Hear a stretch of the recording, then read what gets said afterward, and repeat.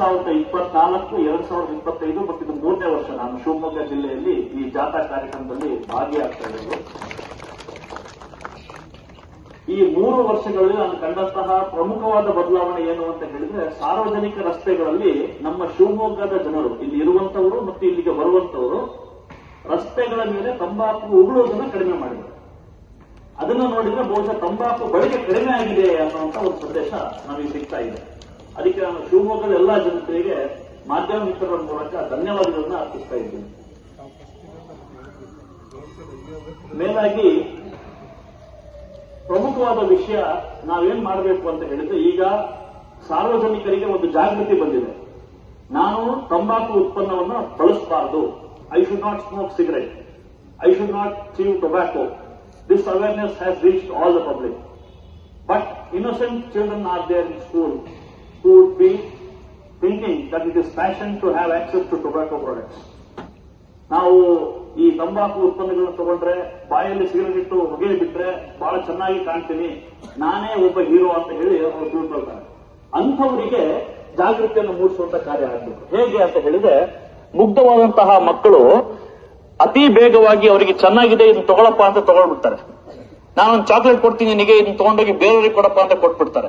So ಆ ರೀತಿ ಆಗದೆ ಇರೋ ಹಾಗೆ ಹೇಗೆ ಮಾಡಬೇಕು ಅಂತ ಹೇಳಿದ್ರೆ, ನಾನು ಈ ಮೂಲಕ ತಮ್ಮೆಲ್ಲರಿಗೂ ಕೂಡ ಮತ್ತು ಸಾರ್ವಜನಿಕರಿಗೆ ಮನವಿ ಮಾಡ್ತಾ ಇರೋದು ಏನು ಅಂತ ಹೇಳಿದ್ರೆ, ಎಲ್ಲೇ ಆದ್ರೂ ಕೂಡ ಅಪ್ರಾಪ್ತ ವಯಸ್ಸಿನ ಮಕ್ಕಳು, ಅಂದ್ರೆ 18 ವಯಸ್ಸಿನ ಒಳಗಿರ್ತಕ್ಕಂಥ ಹುಡುಗಿನೇ ಆಗಿರ್ಬೋದು ಹುಡುಗನೇ ಆಗಿರ್ಬೋದು, ಅವರಿಗೆ ಯಾರಾದ್ರೂ ಈ ಮಾದಕ ವಸ್ತು ಆಗಬಹುದು ಅಥವಾ ತಂಬಾಕು ಇರ್ತಕ್ಕಂಥ ವಸ್ತು ಆಗಿರ್ಬೋದು, it may be cigarette or a chewing tobacco, ಇದು ಮಾರಾಟ ಮಾಡುವುದು ಕೋಟ್ಪಾ ಆಕ್ಟ್ 2003 ಅಡಿಯಲ್ಲಿ ಶಿಕ್ಷಾರ್ಹ ಅಪರಾಧ ಆಗಿದೆ.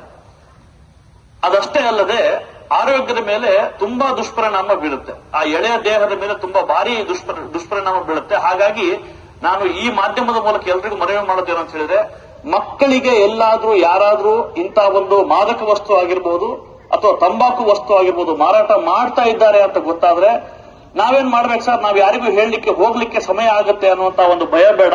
ನಿಮ್ಮ ಕೆಲಸವನ್ನ ಬಿಟ್ಟು ಪ್ರತ್ಯೇಕವಾಗಿ ಕೆಲಸ ಮಾಡುವಂತ ಅವಶ್ಯಕತೆ ಇಲ್ಲ.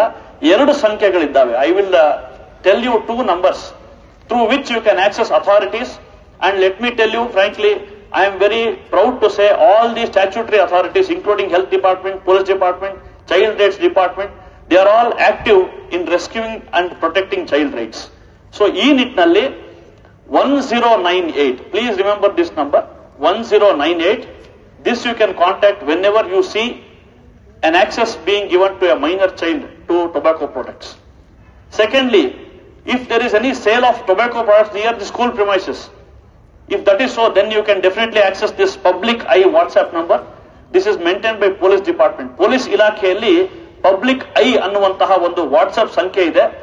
ಎಲ್ಲೇ ಅಪರಾಧವಾಗಿದ್ರೆ, ಇಂಥ ಒಂದು ಮಾದಕ ವಸ್ತು ಆಗಿರಬಹುದು, ತಂಬಾಕು ವಸ್ತು ಆಗಿರಬಹುದು, ಅಪ್ರಾಪ್ತ ವಯಸ್ಸಿನ ಮಕ್ಕಳಿಗೆ ಕೊಟ್ಟಿದ್ರೆ, ಶಾಲೆ ಹತ್ರ ಇರ್ತಕ್ಕಂಥ ಯಾವ್ದಾದ್ರು ಅಂಗಡಿ, ಅದು ಬೇಕರಿ ಇರ್ಬೋದು, ಹಣ್ಣು ಕೊಡುವಂತರು ಇರ್ಬೋದು, ಅವರಲ್ಲಿ ಒಂದು ಸಣ್ಣ ಚೀಟಿ ಇಟ್ಟು ಮಾರಾಟ ಮಾಡ್ತಾ ಇದ್ರೆ ನೀವು ಈ ಸಂಖ್ಯೆ ಕೂಡ ಆ ಮಾಹಿತಿಯನ್ನು ತಿಳಿಸಬಹುದು. ಸಂಖ್ಯೆ ನಾನು ತಮಗೆ ಹೇಳ್ತಾ ಇದ್ದೀನಿ.